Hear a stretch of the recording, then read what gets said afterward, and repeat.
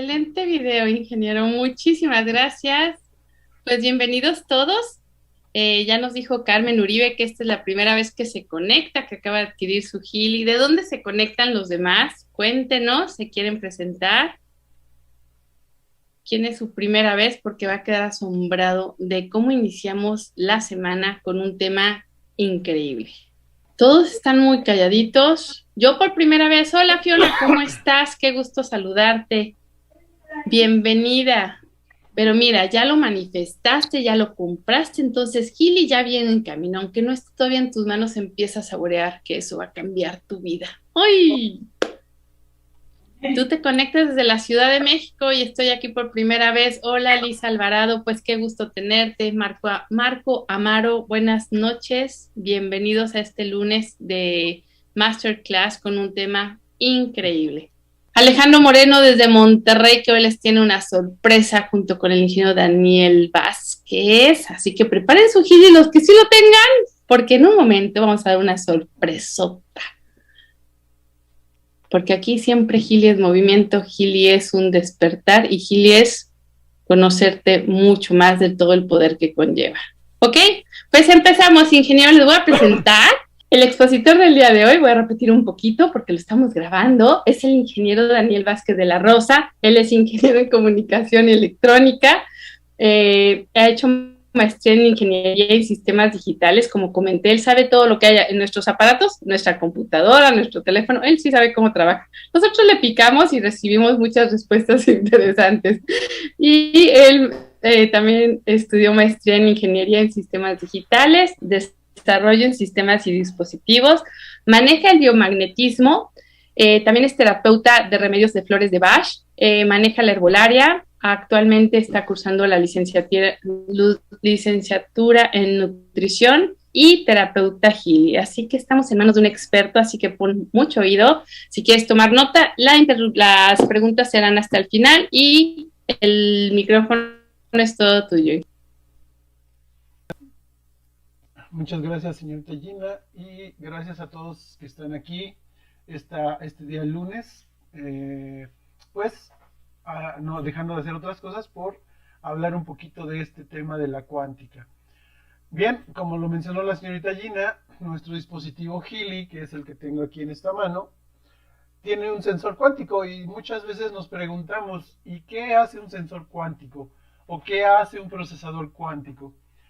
Vamos a tratar de hablar un poquito de ciertos conceptos que son muy complejos, pero vamos a tratar de entenderlos desde un punto de vista mucho más práctico y mucho más sencillo. Y entonces, pues bueno, vamos a comenzar. Me va a acompañar el día de hoy la señorita Gina Trujillo. Ella es era asistente ejecutiva, después empieza su propio negocio, empieza a estudiar también toda esta parte de la medicina tradicional, empezando por Reiki. Se certifica y comienza a manejar también lo que son suplementos herbolarios. También empieza a certificarse en barras de Access y hoy en día también es terapeuta Healing. Y bueno, mi nombre es Daniel Vázquez. Ya la señorita Gina hizo el favor de dar algunos datos míos y pues es un gusto poder estar aquí con ustedes. Bien, vamos a comenzar entonces. Bien, yo estoy seguro que todos siempre han dicho o todos han escuchado que en este universo todo es energía. Y al ser toda energía, esa energía está compuesta de muchas partículas. Y esas partículas, al momento de empezarse a unir, forman lo que es la materia. Y en algún momento nos han dicho que la materia está dividida específicamente en un cuerpo humano, ¿no? Está en órganos, músculos, y así lo vamos a ir dividiendo. ¿Hasta cuál era la partícula más pequeña, señorita Gina? Las células, después de las no, moléculas, célula y partículas atómicas, ¿no? Las partículas, Subatómicas. exacto, las partículas atómicas, específicamente el átomo. Entonces, hace mucho tiempo existió por ahí un señor llamado Demócrito que él plantea que si nosotros empezamos a partir la materia en dos y luego ese pedacito otros tres en dos y así sucesivamente, vamos a llegar a una pequeña partícula, a un pequeño elemento que ya no se va a poder dividir. Y a ese elemento que ya no se puede dividir le llamo átomo. Entonces, átomo del griego, su sufijo es a, de no, y tomo, divisible. Entonces, átomo, su significado sería que es algo que no puede dividirse más. Y hasta ese momento solo se tenía ese concepto que describió Demócrito. Él simplemente dijo, bueno, voy a partir algo y lo empezó a partir, a partir, a partir, hasta que llegó a una pequeña molécula que él llamó átomo, pensando que era lo más pequeño.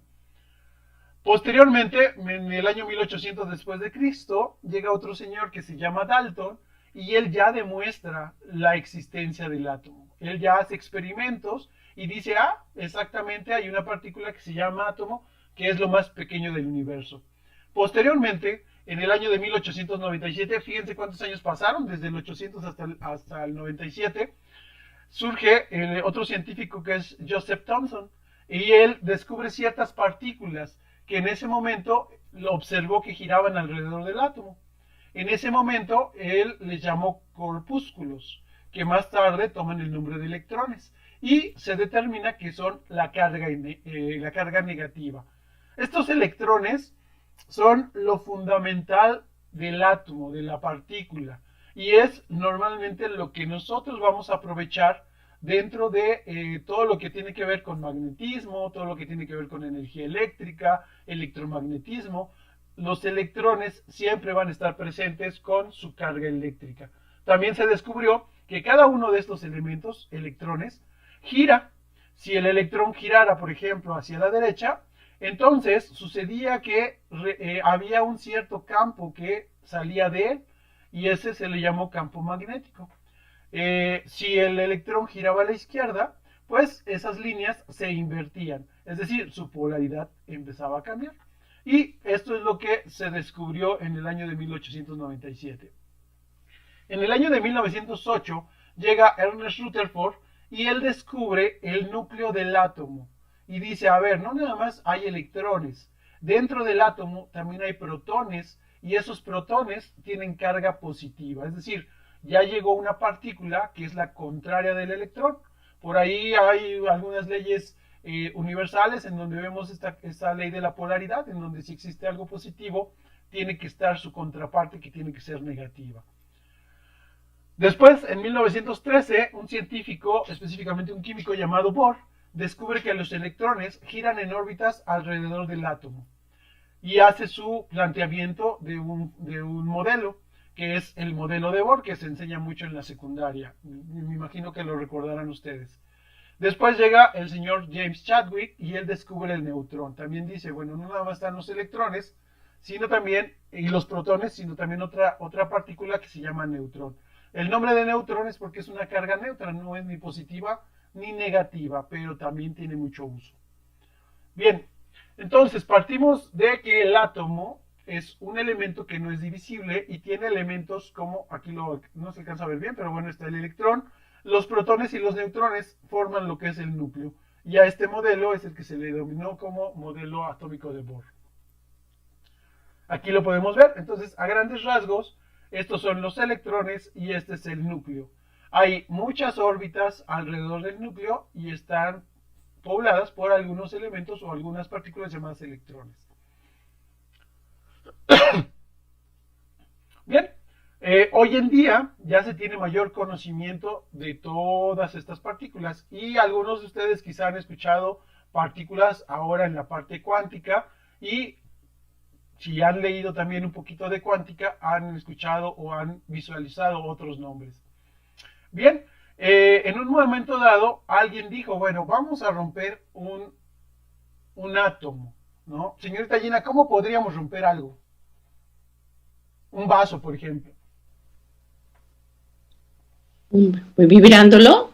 Bueno, pero aparte de vibrarlo, usted, si lo quisiera romper, ¿qué haría con ese vaso para que se rompiera? Ah, lo estrello en el piso. Lo estrella en el piso, es decir, lo tiene que aventar muy fuerte, ¿cierto? Si es un vaso muy resistente, tiene que impactarlo con más fuerza. Entonces, a alguien se le ocurrió decir, bueno, vamos a tener aquí un elemento que va a acelerar esos electrones y que en algún momento esos electrones, pues lo vamos a hacer chocar con algo. Exactamente, hay un acelerador de partículas, ¿sí? En varios lugares, bueno, hay varios aceleradores, pero hay uno muy grande, que es el que en donde se desarrolla este tipo de investigaciones. Los electrones o todas las partículas se hacen acelerar de manera increíble y en algún momento se estrellan con algo. ¿Sí? ¿Para qué? Pues precisamente para comprobar si esos elementos, esas partículas son muy duras o realmente se pueden partir. Entonces el experimento era que se hace vibrar, claro, al principio era esa aceleración no era lo suficientemente fuerte, se generó otro acelerador, es decir, un primer acelerador, después se introducía el elemento a otro acelerador, tomaba mayor velocidad, no alcanzaba todavía y entonces se generó otro acelerador todavía mucho más grande. Hagan de cuenta que en este es una avenida transitada, que ustedes van con su auto, y de repente se cambian de carril en donde van más rápido, ¿no? Y de repente llegan a entrar a otro carril donde van más rápido. ¿Qué va a suceder? Pues que están acelerando, están tomando una mayor velocidad. Y cuando eso sucede, exactamente lo que se hace es mandar a una partícula de un lugar, de un canal y del otro canal. Esas partículas comienzan a vibrar, comienzan a circular y en algún momento se cierra ese caminito. ¿Y qué es lo que va a suceder? Que van a chocar. Y tras ese choque, entonces ahora sí, el átomo se va a dividir. Y entonces, al dividirse, se encontraron otras partículas que llamaron quarks. Estos quarks son estas partículas. Entonces, ahí vemos como, en una imagen, cómo las partículas chocan y entonces liberan otras partículas que están dentro de ellas. Ahí vamos a encontrar varias partículas que hoy en día ya se conocen. Entonces, los quarks forman los fermiones elementales masivos que interactúan con la materia nuclear. Entonces, no me voy a extender en estas explicaciones, simplemente entiendan que dos átomos chocaron y simplemente al romperse liberaron otras partículas. Y para que se entiendan esto, bueno, un átomo está compuesto de dos partículas, los fermiones y los bosones. Los fermiones están divididos en quarks y en leptones. Los quarks son los hadrones, que a su vez se dividen en protones y neutrones. Entonces, de este lado estaríamos teniendo la partícula positiva y la partícula neutra. Del lado derecho tenemos al leptón, que a final de cuentas formaría un neutrino, el electrón, el positrón y otro elemento que se llama muón. Entonces, estas cargas, por así decirlo, son las cargas que se trabajan de manera normal. Pero ahora si vamos a la parte de los bosones, es lo nuevo que se ha estudiado, es lo nuevo que ha salido de estrellar estas cargas, de estrellar estas partículas. Entonces, los bosones ahora se dividen en varias cargas. Aquí tenemos al fotón, al fonón, al gluón. De hecho, el gluón es una de las partículas muy fundamentales dentro de la cuántica, lo que es el gluón y el fotón. Viene el gravitón, el bosón de Higgs y bosón W, X y Y. Entonces, como ustedes pueden observar, hay diferentes partículas. Toda la parte que maneja los bosones es lo que ya se maneja a nivel cuántico. Sin embargo, toda la parte cuántica va a surgir de las partículas elementales. Bien, esta ecuación yo sé que muchos la reconocen, ¿no? Energía es igual a la masa por la velocidad de la luz elevada al cuadrado. Bien, entonces nos dice que la energía está relacionada con la materia, que es a final de cuentas la masa, y esta masa va a estarse acelerando a una velocidad, pero también puede estar desacelerando. Entonces, la energía va a depender mucho de la aceleración y de la desaceleración de esta materia que esté generando. A mayor aceleración, mayor energía, a menor desaceleración, menor energía. Entonces, de esta manera se plantea. Claro, Einstein lo planteó sobre otros principios, pero ha redundado en muchas investigaciones hoy en día y se le ha dado ya también otro tipo de concepto.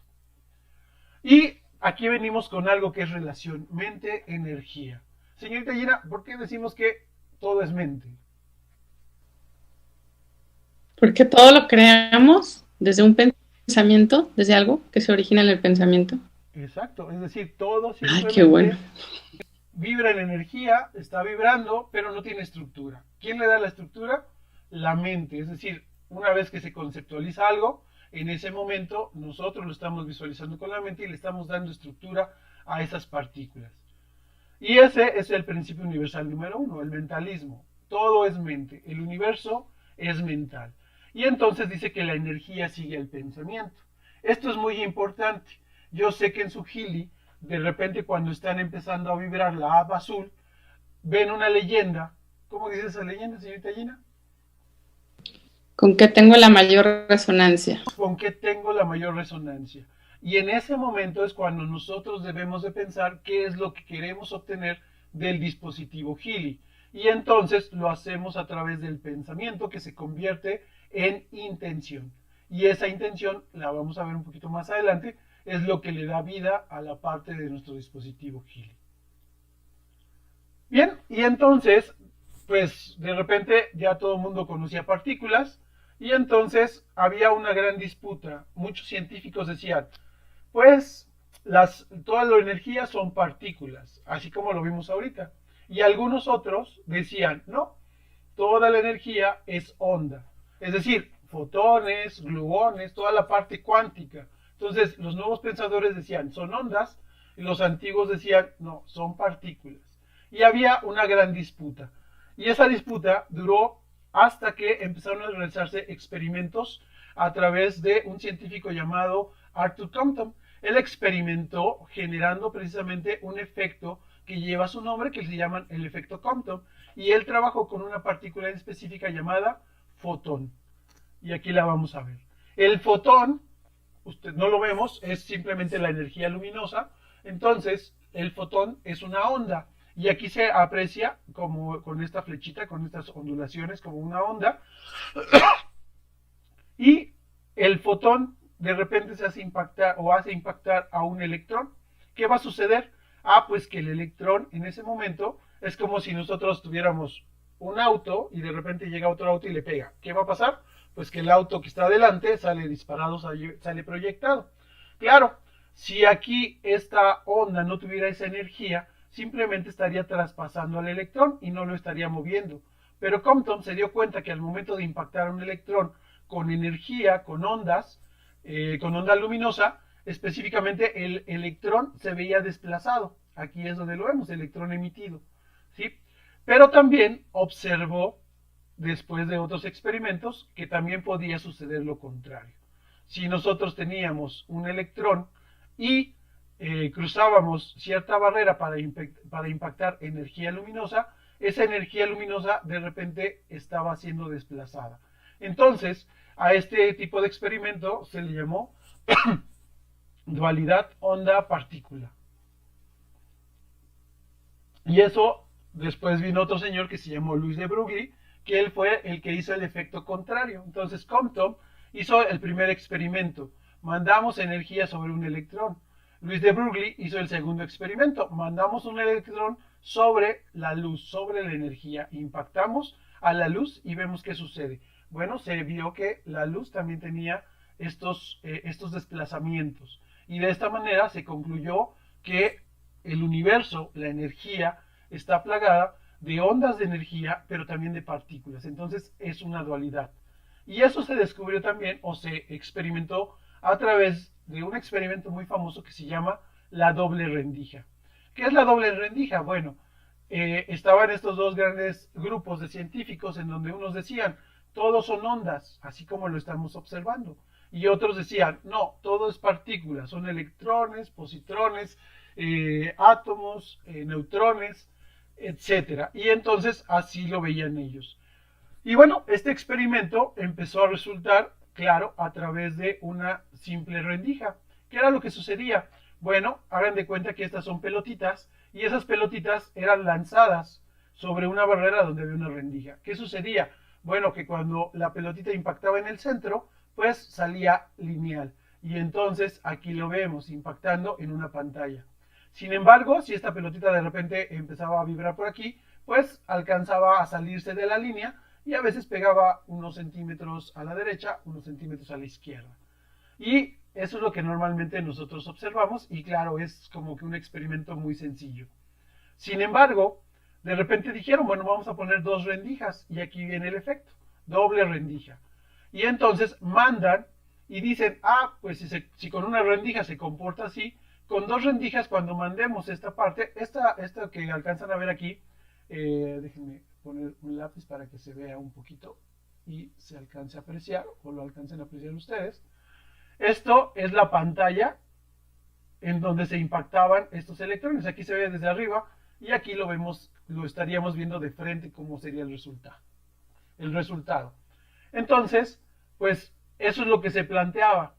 Pero cuando hicieron el experimento, resultó que no salió así.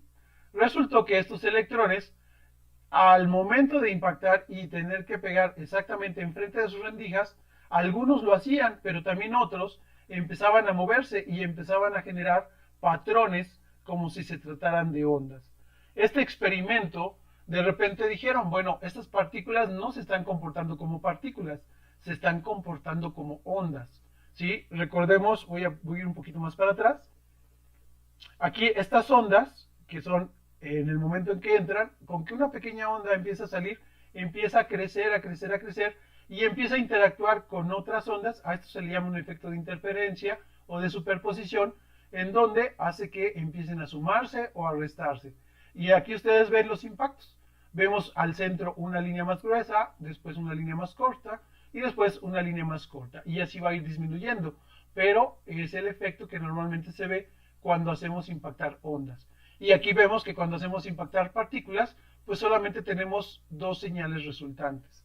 Y entonces, en este experimento de la doble rendija, pues los investigadores dijeron, pues encontramos entonces, hemos resuelto el hilo negro y entonces los electrones también son ondas. Y entonces hicieron una reunión con grandes científicos, con grandes especialistas, y les mostraron su experimento. Y cuando les demostraron su experimento, ¿qué creen que pasó? Que los electrones dieron este resultado. Y entonces no se explicaban por qué. Obviamente quedaron mal ante los comités de investigación y dijeron, es que no, nosotros repetimos muchas veces el experimento y salió como onda, pero viene el comité, lo revisa, ahora sí que nos hacen un examen y todo resulta como partículas. ¿Qué pasó? Se van los investigadores, se va el comité, vuelven a hacer el experimento y ¿qué creen? Que los electrones se vuelven a compartir como ondas. Y entonces, en ese momento, empiezan a investigar qué sucedió, empiezan a hacer muchos experimentos con muchos factores, tanto externos como internos, y entonces descubren que los electrones son medio volubles, ¿no? Es decir, a veces quieren y a veces no quieren. Y eso no depende del electrón en sí, depende de un observador.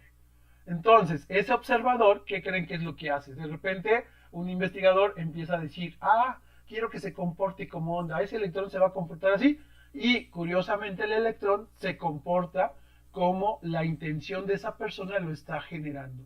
Y eso fue un gran descubrimiento que años más tarde se vio precisamente con otros investigadores. Entonces, aquí observamos que los electrones se pueden comportar como partículas, pero también se pueden comportar como ondas. Y es por eso que a este experimento o a este título se le llama dualidad onda-partícula, porque las ondas se pueden comportar como partículas y las partículas se pueden comportar como ondas. Esto es lo que da el primer indicio de la cuántica, de la energía cuántica. Después viene otro señor que se llama Wheeler, y Wheeler hace un experimento de física en donde él dice, la realidad no existe hasta que se mide. Hay muchos experimentos de esto. Uno de ellos es el famoso gato de Schrödinger, no sé si lo han escuchado, en donde alguien dice, por ejemplo, señorita Gina, imagínese usted que de repente alguien tiene una caja y en esa caja pone dos comidas. En una comida hay veneno y en otra comida es una comida normal. Y luego pone un gato, ¿no? Y cierra la caja. Alrededor de 5 minutos, ¿usted qué pensaría? Que el gato se comió lo que sí sirve. Es gato inteligente. Pues esa es una teoría, pero también podría estar la otra. El gato se comió la comida envenenada y en ese momento está muerto. No. Entonces, ese es el dilema o ese es el experimento de Schrödinger, donde dice, no podemos saber. ¿Hasta cuándo se puede saber si el gato ha muerto o no? Hasta abrir la caja. Hasta abrir la caja. Es decir, hasta que la realidad empieza a existir y es medible. Si la realidad no existe o no es medible, entonces no podemos deducir qué es lo que ha pasado. Y entonces este experimento, este científico Wheeler, empieza a denotar esta parte en donde dice, bueno, vamos a ver los electrones, a ver si ahora se quieren comportar como partícula o como onda. Y él genera a través de, ahora no usa partículas, utiliza luz, que son ondas, y dice, ah, ok, voy a mandar las partículas a través de la doble rendija y vamos a ver qué resultado existe. Bien, aquí se determina que antes de que pasen por la rendija se le llama o lo podemos determinar como un pasado. Y en el momento en que cruzan la rendija se le llama presente. Entonces, este señor, este científico, puso una cámara y en este momento las ondas se comportaron siempre como ondas. Pero en el momento en que hubo un observador y que el observador decía, a ver, aquí es onda, pero en el momento que pasa acá y pensaba, se van a transformar en partículas, ese presente era transformado partículas. Es decir, las ondas se volvían a transformar partículas en el momento en que una persona podía determinar esa realidad. Y entonces también se descubrió que había una interacción entre un tiempo pasado y un tiempo presente. Esto también le viene a dar un gran soporte a todo este campo de la cuántica, a todo este conocimiento. Y después, muchos años más adelante, viene algo que le llaman el experimento del ADN fantasma. Anteriormente solamente habían hecho experimentos con partículas y con cierta clase de luminosidad, partículas de fotones. Y ahora a un científico ruso, Vladimir Poponin, de repente se le ocurre, dice, voy a estudiar los fotones. Y toma un vaso, un cristal, y hagan de cuenta que sí, como ustedes de repente dicen, voy a atrapar fotones, ¿no? Entonces, en un lugar luminoso, después lo cierra, lo pone al vacío, y exactamente en este vacío encierra en un recipiente fotones, que son estas partículas que vemos aquí. Estas partículas, pues simplemente se comportan como ellas quieren, ¿no? Hagan de cuenta que en un cuarto meten a 15 niños chiquitos, ¿no? Entonces, ¿qué es lo que va a suceder? Pues que cada niño va a traer ahí su fiesta y entonces se van a comportar como ellas quieran. De repente, pues no veían mucho avance y de repente vuelven a hacer el experimento. Y el primer experimento, alguien resultó que estaba, ya saben, de repente estaba comiendo o estaba con algún tipo de sustancia y la dejó dentro de un recipiente. Y entonces dentro de ese recipiente, pues esa materia que tenía es ADN. Y curiosamente cuando empiezan a hacer el experimento, ¿qué creen? Las partículas ya no se comportan así todas alocadas, se empiezan a asociar al ADN humano. Y entonces el ADN, que anteriormente se consideraba todo lo que es el fenotipo, es decir, todos los rasgos físicos, ¿sí? El fenotipo es eso, es decir, el color de piel, la altura, si son delgados, si son gorditos, etcétera. Y lo demás del ATP, perdón, lo del ADN se consideraba como basura, es decir, en ese momento los científicos no le prestaban atención, pero se empezaron a dar cuenta que toda la parte del ADN, no nada más el fenotipo, generaba mucha información y que esa información era o atraía precisamente a todas estas partículas. Y pues al científico se le hizo muy fácil decir, ah, pues le voy a quitar el ADN y ¿qué va a suceder? Que los fotones se van a volver a comportar de la misma manera. Pero entonces se dio cuenta que ya retirando toda la parte de ADN, toda la parte material, en ese momento los electrones ya no se deshicieron. Es decir, conservaron la estructura del ADN que se había generado. Y curiosamente, al momento de interactuar con la materia, los fotones generaban información y al momento de alterar la información de los fotones, la materia resultante también sufría cambios energéticos, claro. Entonces, este experimento pues vino a desarrollar ciertas investigaciones en el campo, primero, obviamente, de la electrónica y de las comunicaciones, en donde esto surge de un todo. Aquí podemos ver, esto vamos a suponer que es un pequeño ladrillo, a este ladrillo le rascamos con la uña y va a soltar una pequeña partícula. Entonces, del otro lado le volvemos a rascar y sale otra partícula. Entonces, alguien diría, ah, pues estas partículas están muy cerca. Bueno, pues la persona que hizo este experimento dijo, no, vamos a llevarnos estas partículas 10 kilómetros de distancia. Y entonces a una primer partícula vamos a hacerla vibrar. Ok, para vibrarla la vamos a vibrar a 20 kilohertz o a 20.000 hertz. En el momento en que esta partícula empieza a vibrar, ¿qué creen? La otra partícula empieza a vibrar igual a 10 kilómetros de distancia, sin ningún tipo de conexión. Es decir, hacemos vibrar esto y esto comienza a vibrar también. Yo sé que algunos de ustedes este tipo de conexión lo han escuchado con el nombre de entrelazamiento cuántico. ¿Sí? Entonces, un entrelazamiento cuántico, ahorita lo vamos a ver, pero este experimento viene desarrollado a través del ADN fantasma, porque esto pertenece a un mismo objeto, son parte de un mismo objeto. Y entonces, si son parte de un mismo sistema, se comportan de la misma manera, aunque no haya relación entre ellos. Es decir, ningún tipo de conexión. Bien, esto se empieza a investigar. Ah, y además, no digan que este ya está vibrando a 20 kilohertz y esto está vibrando, tuvimos que esperar un tiempo, ¿no? Inmediatamente empieza a vibrar. O sea, no hay tiempo de espera. Y bueno,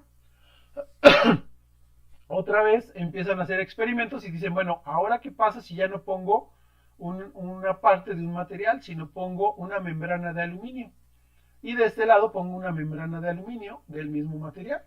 Y entonces lo hacemos vibrar. Y esto se está investigando para mejorar lo que son las comunicaciones a larga distancia, ¿no? Que de alguna manera Healy lo ha hecho, y ahorita vamos a ver por qué se dice que lo ha hecho a larga distancia.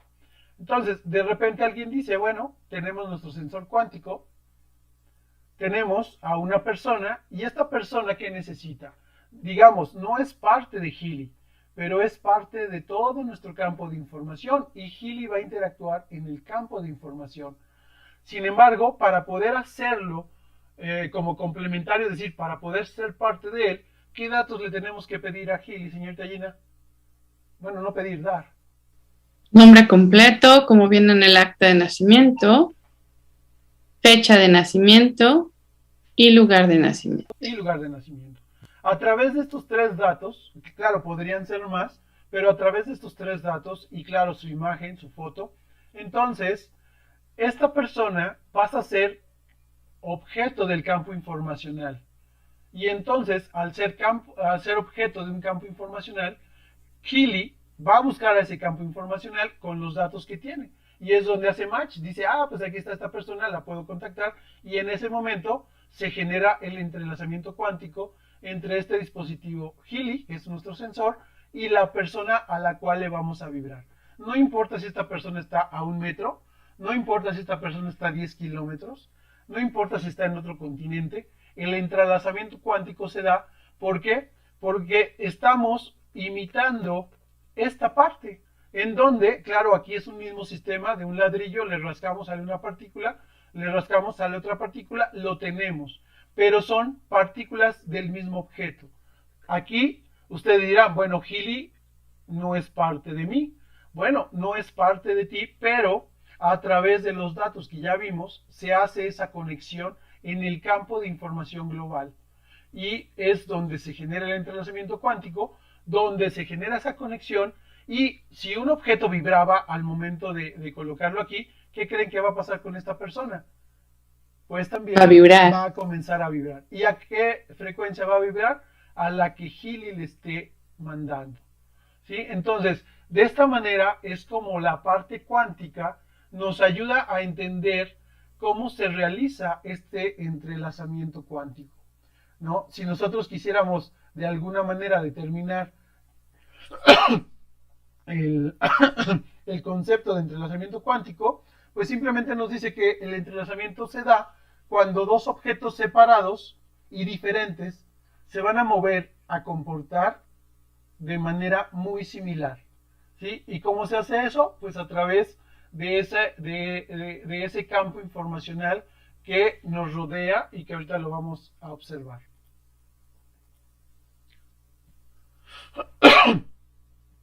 Bien, todo está en movimiento. Si todo está en movimiento, todo va a vibrar y a oscilar. Nos dice que la oscilación de la materia, al oscilar, produce frecuencias y resonancias. Como lo estamos viendo, si el Healy empieza a vibrar, empieza a resonar con la información que le estoy brindando, con mi nombre, con mi fecha de nacimiento, pues entonces en ese momento se genera toda la comunicación a través de una estructura de los campos energéticos. Y esto es tan sencillo como entenderlo de esta manera. Todo el universo es energía y esa energía está vibrando. Sin embargo, ¿qué necesitamos, señorita Gina, para poder detectar esa energía? Información. Información, pero normalmente esa información ya viene ahí, ¿cómo la captamos nosotros? Seleccionando un programa. Ok, en Healy sería seleccionando un programa, pero de manera natural nosotros tendríamos que tener un receptor. Es decir, ¿cómo puedo detectar esa energía que me está llegando? ¿Cómo puedo detectar el calor del sol? ¿Cómo puedo detectar la luminosidad de la luna? ¿Cómo puedo detectar el olor del bosque? ¿Cómo puedo detectar el sabor del agua? Lo hago a través de canales. Claro, como seres humanos, nuestros cuerpos están llenos o repletos de sensores. Prácticamente están divididos en psicotipos. Un canal visual, un canal auditivo, un canal kinesiológico, un canal olfativo y un canal gustativo. Entonces, esto dicen que son los sentidos y a través de los sentidos podemos percibir todo nuestro entorno y todavía mucho más. Y claro, hay más canales. Bien, sin embargo, esta información solamente llega a nosotros, pero necesitamos darle un significado, ¿no? ¿Y cómo le damos ese significado? A través de un elemento que se encuentra en nuestro cerebro, que es el tálamo. El tálamo es el que va a decir, ah, mira, llegó información en forma de luz luminosa y lo que estás viendo es un árbol. Es decir, lo está reflejando y le está dando una estructura a ese símbolo. Entonces lo está asociando, le da la forma y dice, esto es un árbol, ¿no? Si de repente escuchamos una melodía, entonces a través del canal auditivo se envía la información al tálamo y el tálamo dice, ah, mira, eso es una canción. Ah, no, eso es un claxon de una bocina. Ah, es una persona que está silbando. Ah, es el ruido de un perro. Entonces, toda esa información está estructurada a través del tálamo, que posteriormente se envía a los canales del cerebro, a los hemisferios, y ahí es donde ya normalmente nosotros sabemos qué hacer con la información que estamos recibiendo. Bien, aquí veamos esta parte. Bueno, si nosotros fuéramos esta mano, y aquí tenemos un sensor, fíjense que este sensor no tiene ninguna conexión con la mano.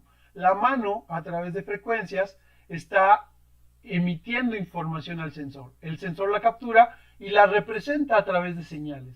Entonces, si en lugar de ser este sensor fuera nuestro dispositivo Healy, nosotros, a través de ese entrelazamiento cuántico, que son estas como ondas azules, estarían percibiendo la información de la persona. Esa información viaja a través de frecuencias, lo recibe el sensor cuántico y el sensor cuántico no te va a decir, ay, estás muy gordito, necesitas bajar de peso, o estás muy delgado, necesitas subir de peso, necesitas comer más. Te voy a mandar los programas de nutrición digital. No lo hace de esa manera el sensor cuántico. ¿Cómo lo hace? Bueno, pues lo hace precisamente a través de recibir esa información. ¿Se acuerdan qué era lo que sucedía después de los canales? ¿Quién percibía esa información? ¿O quién le daba estructura? El tálamo. En este caso, la información que recibe nuestro sensor Healy recibe las frecuencias. ¿Y quién le da la estructura? Pues a través de nuestro dispositivo celular, donde tenemos los programas, Healy a través de su procesador dice, a ver, hay un desequilibrio en una frecuencia de 10.000 Hz, o hay un desequilibrio en la frecuencia de 500 Hz, o hay un desequilibrio en la frecuencia de 1 Hz. Se pone a recorrer todos los programas y de repente encuentra los programas asociados a 500 Hz, que podría ser, 500 Hz dolor, 500 Hz aprendizaje, 500 Hz desintoxicación. Y entonces Healy nos manda esos desequilibrios a través de textos, a través de programas, que nosotros ya entendemos y ya sabemos interpretar, y decimos, Healy me está diciendo que tengo un dolor, un dolor de espalda, un dolor de pecho, un dolor de cabeza, y hasta decimos, ay sí, ¿cómo supo Kili que tenía eso? Bueno, lo hace porque está interpretando esa parte de estar detectando las señales, interpretándolas a través de los procesadores y a través de los programas, y después me lo manda a través del celular para decirme, ah, mira, yo estoy entendiendo que tienes un dolor de cabeza. Y bueno, por el momento ha sido todo, así que muchas gracias, señorita Gina. Bueno, como siempre nos dejas impactado con el detalle de tus presentaciones tan profundo. Bueno, si alguien tiene alguna pregunta, este es el momento de realizarla. Dice Verónica Ruiz, me encantó, dice